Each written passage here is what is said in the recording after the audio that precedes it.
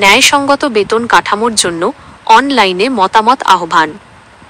জাতীয় বেতন কমিশন 2025 একটি ন্যায়সঙ্গত ও কার্যকরী বেতন কাঠামোর সুপারিশ প্রণয়নে সর্বস্তরের মানুষের কাছ থেকে মতামত আহ্বান করেছে।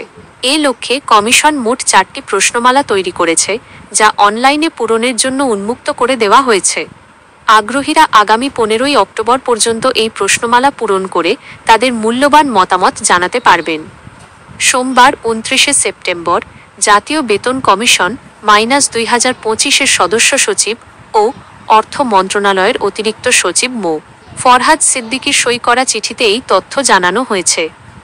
4টি ক্যাটাগরিতে প্রশ্নমালা। কমিশন ভিন্ন ভিন্ন স্টেকহোল্ডারদের কাছ থেকে সুনির্দিষ্ট মতামত গ্রহণের জন্য 4টি ভিন্ন প্রশ্নমালা প্রস্তুত করেছে। চাকরিজীবীদের জন্য, সরকারি বেসরকারি চাকরিজীবীদের জন্য নির্ধারিত। 2 বোদা সর্বসাধারণের জন্য, যে কোনো সাধারণ নাগরিক বা ব্যক্তির জন্য। 3 প্রতিষ্ঠানের জন্য, বিভিন্ন সরকারি ও বেসরকারি প্রতিষ্ঠানের জন্য।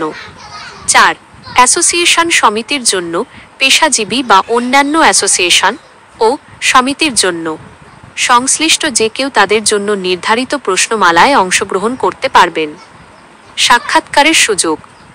চিঠিতে আরও বলা হয়েছে যে, কোনো অ্যাসোসিয়েশন বা সমিতির প্রতিনিধিরা যদি কমিশনের সঙ্গে সাক্ষাৎ করতে ইচ্ছুক হন, তবে তারা অ্যাসোসিয়েশন বা সমিতির জন্য নির্ধারিত প্রশ্নমালা পূরণের সময় সেই আগ্রহের কথা জানাতে পারবেন।